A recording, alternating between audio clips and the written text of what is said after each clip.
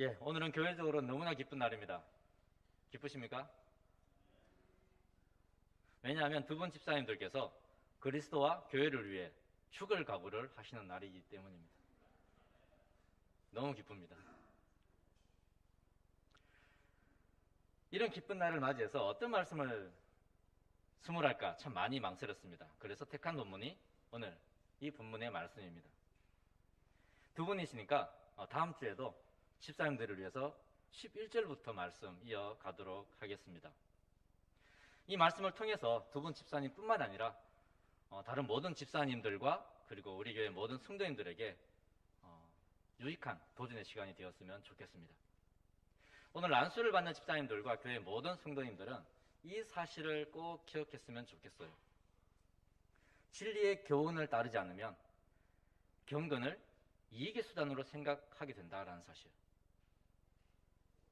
진리의 교훈을 따르지 않으면 경건을 우리 믿음의 삶을 이익의 수단으로 생각하게 된다라는 것. 먼저 성경은 이렇게 말합니다. 진리를 몰라 다른 교훈을 가르치는 자들은 항상 변론과 언쟁만 일삼게 된다라고요. 어떻습니까? 성도님들, 이 말씀에 동의하십니까? 일단 디모데전서의 큰 흐름상 오늘 말씀은 사실상 교회의 지도자들에게 주어지고 있다라고 보는 것이 맞습니다. 자, 그래서 3절에서 다른 교훈을 하며, 즉 다른 교훈을 가르치며 라고 시작을 하고 있어요. 가르치는 자들, 교회 리더들에게 하는 말이죠. 성도들 앞에서 믿음의 본이 되어야 할 교회 지도자들, 즉 감독이나 장로나 집사들이 다른 교훈을 가르치게 되는 것을 바울은 지금 강력하게 경계하고 있는 것입니다. 그런 측면에서 하나님의 일꾼으로 살아가는 저와 여러분 모두가 이 말씀을 기억해야 할 줄 믿습니다. 그래서 오늘 집사안수 예배 본문으로 이 본문을 택하게 되었습니다. 성도님들, 교회의 모든 지도자들이나 교사들은 바울이 말하는 다른 교훈을 가르쳐서는 안 됩니다. 우리는 다른 교훈, 즉 기독교 교리와 전혀 다른 것들을 가르쳐서는 안 되는데 1장 3절, 좀 앞으로 한번 가보십시오. 1장 3절 후반부와 그리고 4절 앞부분에서 이와 비슷한 의미의 표현을 사도 바울은 우리에게 하고 있습니다. 거기서 이렇게 말하고 있죠. 어떤 사람들을 명하여 다른 교훈을 가르치지 말며 신하와 끝없는 족보에 창념치 말게 하려 함이라. 아마 에베소 교회의 문제가 이것이지 않았나라는 생각을 해보게 됩니다. 자, 다시 말해서 성경이 말하고자 하는 영적 원리나 그리고 교리와는 전혀 다른 것을 가르치지 말라는 거예요. 가르쳐서는 안 된다라는 거예요. 1장 4절 말씀 한번 보십시오. 신하와 족보, 즉 진리와 거리가 먼 것에 집착을 하면 어떻게 된다라고 말하고 있습니까? 4절을 한번 보십시오. 그렇습니다.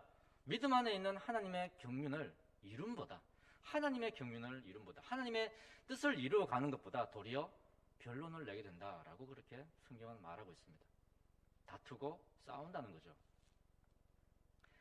바울은 디모데에게 보내는 편지 그 첫머리와 마지막 부분에서 같은 교훈을 우리에게 전하고 있습니다. 이 부분만큼은 교회 지도자들에게 반드시 요구되어지는 신앙적 모습이 때문이겠죠. 다시 6장으로 돌아오시면 바울은 다른 교훈에 창념치 말고 바른 말, 곧 우리 주 예수 그리스도의 말씀과 경건에 관한 교훈에 창념하라고 그렇게 주문하고 있습니다.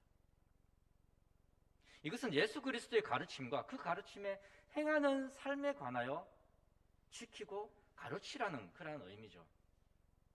그분의 가르침을 알고 그리고 행하고 우리가 경건의 삶을 살아가야 한다라는 것을 말해주고 있습니다. 그런데 지금 디모데가 있는 에베소 교회 그렇지 못한 상황이겠죠. 문제가 있는 그런 상황이겠죠. 그리스도의 가르침과 경건의 삶보다는 신화와 족보에 더 많은 관심을 가지고 그러한 것이 어떠한지를 논증하고 있는 것을 볼 수 있습니다.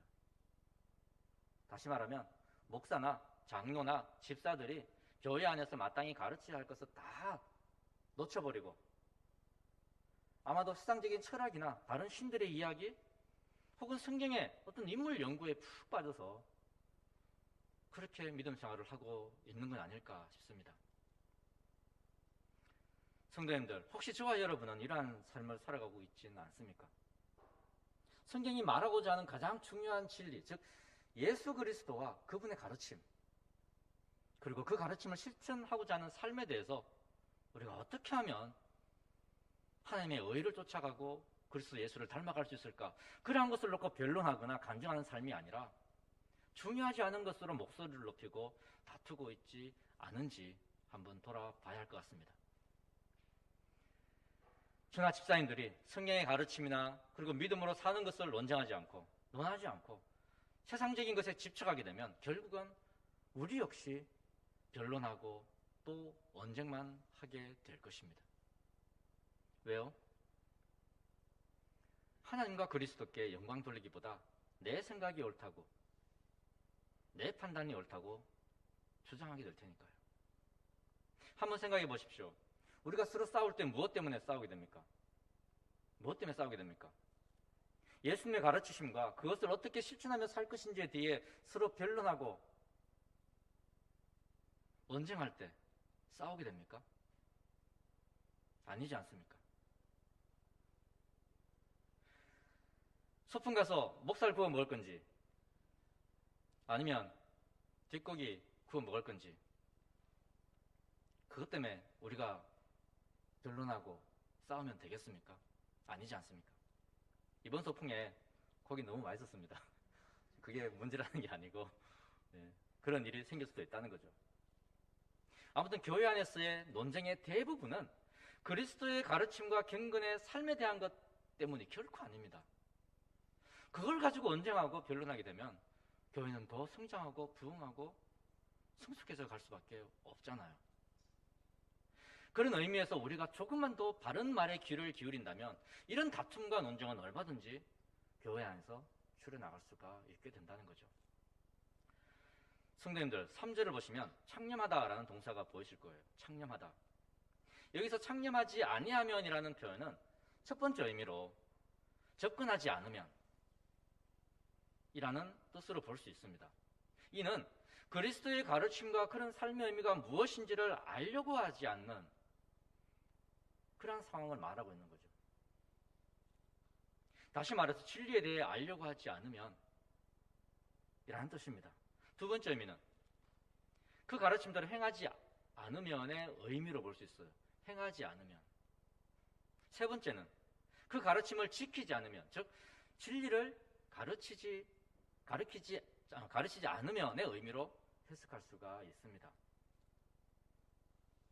그러니까 교회의 지도자들의 역할을 다하기 위해서는 그리스도의 가르침과 그리고 경건의 삶을 배워야 하고 그리고 행해야 하고 뿐만 아니라 그러한 것을 성도들과 그리고 다음 세대에 가르치는 일에 우리가 매진을 해야 한다라는 거예요. 오늘은 특별히 두 분 집사님에게 이 말씀을 두 분 집사님께서 이 말씀을 꼭 기억하셨으면 좋겠습니다. 단순히 안수 집사로서의 일만 열심히 하는 것이 아니라 이전보다 더 말씀을 가까이 하시고 그리고 실천하시고 가르치시는 분들 되어주시면 참 감사하겠습니다. 그래야 말씀처럼 사역을 하면서도 다툼은 줄어들게 될 테니까요. 성도님들, 다 함께 4절 말씀 한번 읽어보겠습니다. 4절 말씀입니다. 시작. 저는 교만하여 아무것도 알지 못하고 변론과 언쟁을 좋아하는 자니 이로써 투기와 분쟁과 해방과 악한 생각이 나며. 성도님들, 방금 다른 교훈에 창념하면 어떤 현상이 나타난다고 했나요? 다른 교훈에 창념하게 되면 다른 말씀이 아니라 다른 교훈에 창념하게 되면 변론과 언쟁이 나타난다고 했죠. 방금 읽은 4절에서는 그런 결과가 나타나는 이유에 대해서 교만 때문이다라고 말해주고 있어요. 교만 때문이다. 교만 때문에 변론하고 언쟁하게 된다라고 말하고 있습니다. 성도님들, 이 교만하여라는 말의 의미는 이런 뜻이다라고 말합니다. 연기를 피우다,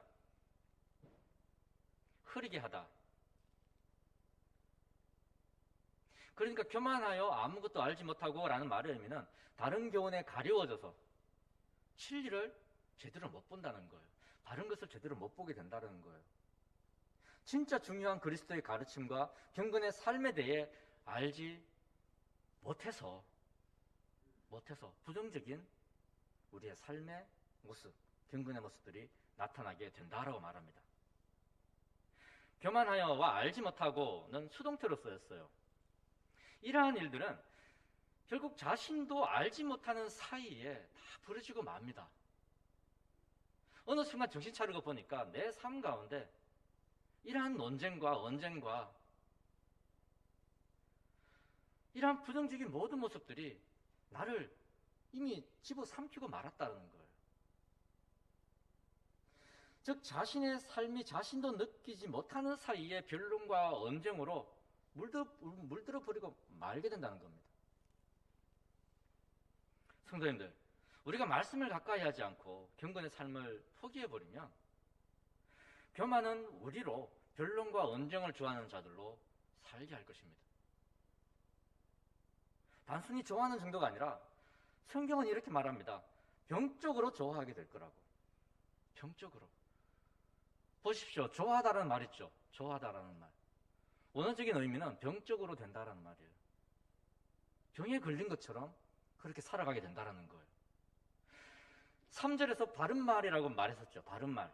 여기서 바른이라는 뜻은 바른이라는 의미도 있지만 건강하다라는 의미도 있어요. 그래서 저와 여러분이 그리스도의 가르침과 그리고 경건의 모습으로 건강한 삶을 추구해 나가지 못하게 된다면 그 결과는 적당한 선에서 우리가 믿음 생활을 할 수 있는 것이 아니라 타인이나 교회 안의 지체들과 변론하고 언쟁하는 것이 거의 병적 수준으로 나타날 수밖에 없다라는 것을 말해주고 있습니다. 성도님들 아시겠지만 여기서 말하는 변론과 언쟁 결코 좋은 의미의 것들이 아닙니다.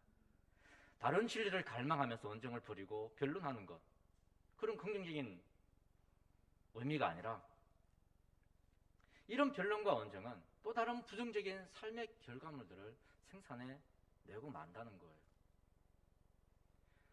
4절에서 말하고 있는 투기와 그리고 분쟁과 해방과 악한 생각들이 바로 그러한 것들입니다.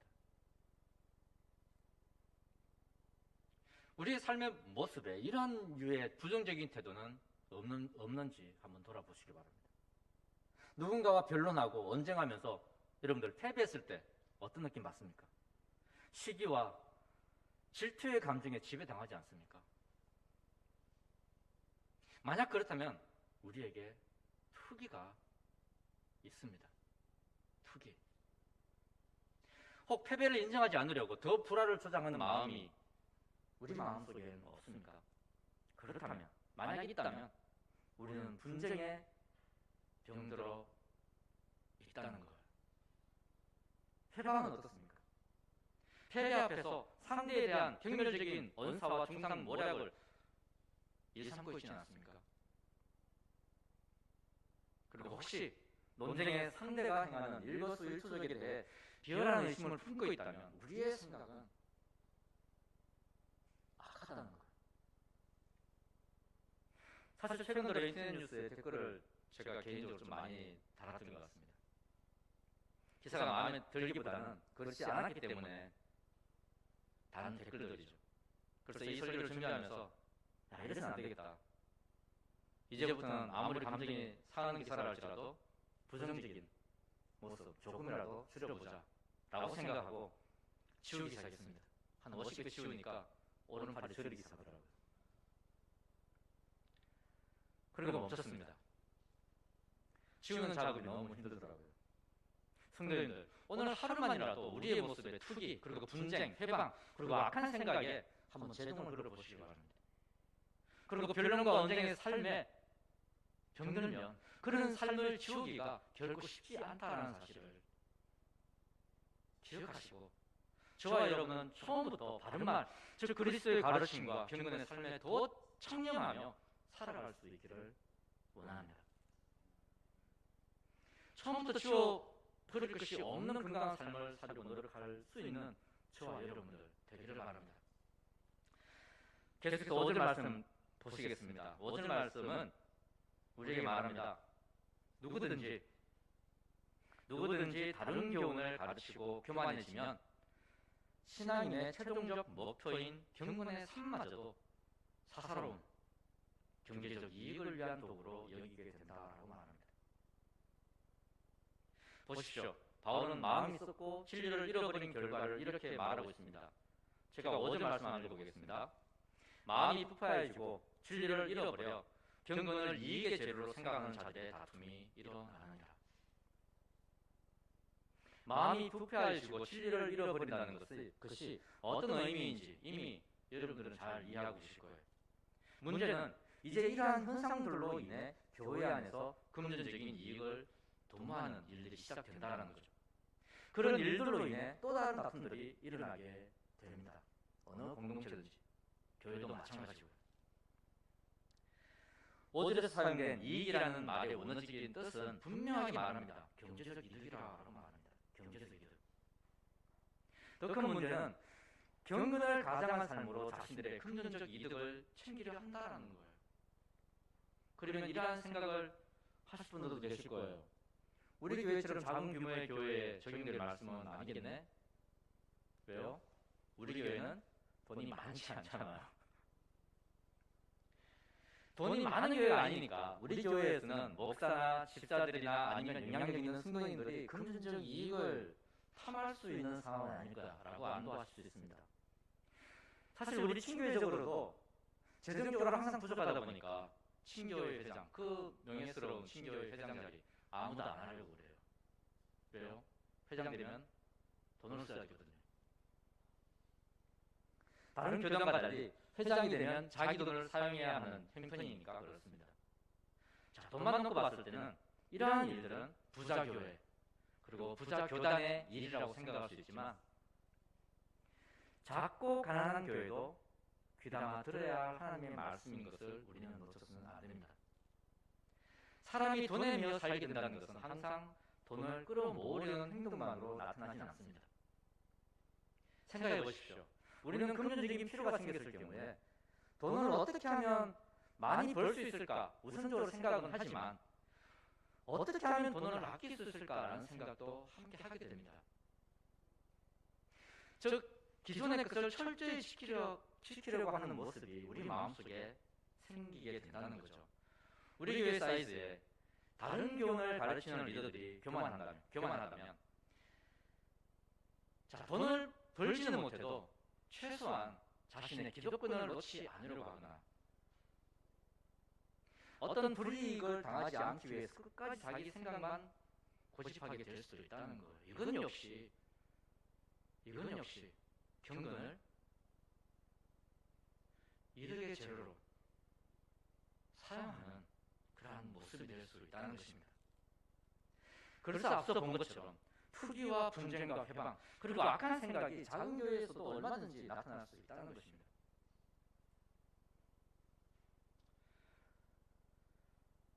자, 그렇다면 성도님들, 이런 상황에서 우리에게 요구되어지는 믿음의 모습은 어떤 것일까요? 교회 리더로서 교회를 섬기며 살아갈 때에 우리가 정말 경계해야 할 모습 우리가 지금 보았습니다. 그렇다면 이것을 극복할 수 있는 우리의 믿음은 과연 무엇일까요? 오늘 특별히 두 분 집사님께서 안수를 받으시는데 두 분은 이러한 상황에 휘말리지 않기 위해 가져야 할 믿음이 어떤 것인지 한번 꼭 들어보시기 바랍니다. 모든 성도님들도 이 믿음을 위해서 항상 노력해야겠지만 특히 안수 받으시는 두 분 집사님 꼭 기억해 주시면 좋겠습니다. 경건의 교훈을 따르는 자들이 자족하는 마음을 가지면 파멸과 괴로움으로부터 자유하게 될 것이다 라는 사실입니다. 물론 교회도 세워지겠죠. 경건의 교훈을 따르는 자들이 즉 교회 리더들이 자족하는 마음을 가지면 파멸과 괴로움으로부터 자유하게 될 것이다. 성경은 말합니다. 자족하는 마음을 겸비한 경건은 반드시 크고 참된 유익으로 우리를 인도하게 될 것이다 라고요. 이 사실은 6절을 통해서 우리가 확인해 볼 수 있습니다. 6절 함께 읽어보실까요? 6절입니다. 시작. 그러나 지족하는 마음이 있으면 경건이 큰 이익이 되느니라. 경건에 자신의 이득이 더해지면 그 결과는 뭐라고 했나요? 경건 플러스 자신의 이득은 바로 다툼이라고 했죠. 다툼. 5절에서 그렇게 얘기했습니다. 자, 그렇게 되지 않기 위해서 바울은 오늘 두 분 집사님들과 교회 성도님들에게 이런 처방전을 내리고 있습니다. 경건에 뭘 더하라고요? 경건에 하나님의 말씀에 순종하며 예수 그리스도의 가르침을 실천하며 살아가는 그 삶 가운데 뭘 더하라고요? 그렇습니다. 바로 지적하는 마음, 자족하는 마음을 더하라고 요청하고 있습니다. 지적하다라는 마음, 지적하는 마음이라고 하니까 알듯 말듯하죠. 참 이게 뭔가 확 꽂히지 않죠. 지적하다, 자족과 비슷한데 뭐가 더 다르려나? 이 표현은 상황에 구애되지 않는 초월적인 만족을 의미합니다. 어떠한 상황에도 영향받지 않는 만족. 우리가 자주 사용하는 자족이라는 말과 아마 거의 의미가 비슷한 것 같아요. 우리를 둘러싸고 있는 모든 가변적인 상황 앞에서도 항상 만족하고 감사할 수 있는 믿음. 부할 때나 가난할 때나 기쁠 때나 슬플 때나 자족하는 믿음을 가진다면 앞으로 두 분 집사님이나 저나 그리고 모든 성도님들은 부족하다고 뭔가를 더 움켜쥐려고 하지 않고 넘친다고 그것을 나의 것으로만 여기는 그러한 이기적인 삶에서 벗어날 수 있게 될 것입니다. 다시 말해서 불만족을 채우기 위해 변론과 그리고 원정하지 않게 될 것이며 투기와 분쟁과 회방과 그리고 악한 생각을 버리고 마음을 지키고 진리 안에서 사는 법을 깨달아가게 될 것입니다. 이를 위해 오늘 바울은 처음부터 바른 말, 곧 우리 주 예수 그리스도의 말씀과 경건에 관한 교훈에 창념하라 라고 우리를 교훈하고 있습니다. 바울은 이 마음, 즉 자족하는 마음을 가져야 하는 이유에 대해서 이렇게 부연 설명을 합니다. 7절을 제가 한번 읽어볼게요. 우리가 세상에 아무것도 가지고 온 것이 없음에 또한 아무것도 가지고 가지 못하리니. 우리가 너무도 잘 알고 있는 교훈 아닙니까? 성경에서 뿐만 아니라 공술의 공수거라는 말 여러분들 다 알고 계실 거예요. 근데 제일 잘 안 지켜지는 교훈 중에 하나이지 않을까라는 생각을 해봐요. 다들 인정하는 건데 그럼에도 불구하고 지켜지지 않는 것. 왜냐하면 대부분의 사람들은 물질이었으면 자신들의 존재도 불가능할 거라고 그렇게 생각하기 때문에 물질이 없으면 내가 왜 사는 거지? 내가 무엇 때문에 사는 거지? 집사님들께 묻겠습니다. 우리가 많이 가지면 가질수록 그만큼 더 많은, 더 하나님의 기쁨을 위해 많이 헌신할 수 있을까요? 더 풍족한 삶 가운데서 살면 하나님께 더 감사하며 그렇게 살아가게 될까요? 적어도 제가 경험한 바로는 많이 가졌다고 더 감사의 삶을 살거나 적게 가졌다고 덜 감사의 삶을 사는 건 절대 아닌 것 같아요. 그리고 더 많이 가져서 행복한 삶을 살거나 덜 가졌다고 더 불행한 삶을 사는 것 역시 아닌 것 같습니다. 성경은 말하죠. 우리가 먹을 것과 입을 것이 있은즉 족한 줄로 알 것이니라. 사실 우리는 가진 것에 만족할 수만 있다면 가진 것이 얼마이든 그것에 상관없이 늘 행복하고 그리고 믿음의 본이 되는 삶을 살아갈 수 있습니다. 경건의 삶을 통해 내가 취할 수 있는 그러한 이득을 계산하지 않을 테니까, 그거에 내 삶을 소진하지 않을 테니까 당연히 변론과 언쟁과 투기와 분쟁과 그리고 회방과 악한 생각 우리에게서 멀어지게 될 거예요. 도리어 서로 사랑하고 지체를 돌아보는 그러한 삶 가운데 우리가 더 헌신할 수 있지 않을까요? 저는 두 분 집사님과 우리 교회 모든 성도님들께서 이러한 삶에 더 창념하실 수 있기를 간절히 바라고 원합니다. 지금까지 잘해 오셨겠지만 더 온전히 이 교훈이 주는 그 유익을 우리 모두가 누릴 수 있었으면 좋겠습니다. 그래서 두 분의 삶이 바른 영적 메시지가 되어서 다툼과 분쟁이 우리 교회에서 지금보다 있잖아요. 그죠? 있잖아요. 지금보다는 더 줄어갈 수 있도록 투기와 분쟁과 회방, 그리고 악한 생각보다는 서로 위로하고 격려하고, 그리고 때로는 믿음 안에서 선한 책망도 할 수 있는 교회의 모습으로 건강하게 자라갔으면 좋겠습니다.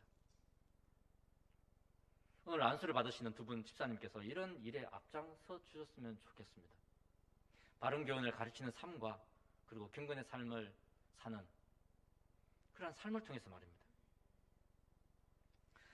사도 바울은 이제 교회 지도자들에게 한 번 더 자족하지 못하는 삶에 대해서 경계를 하고 있습니다.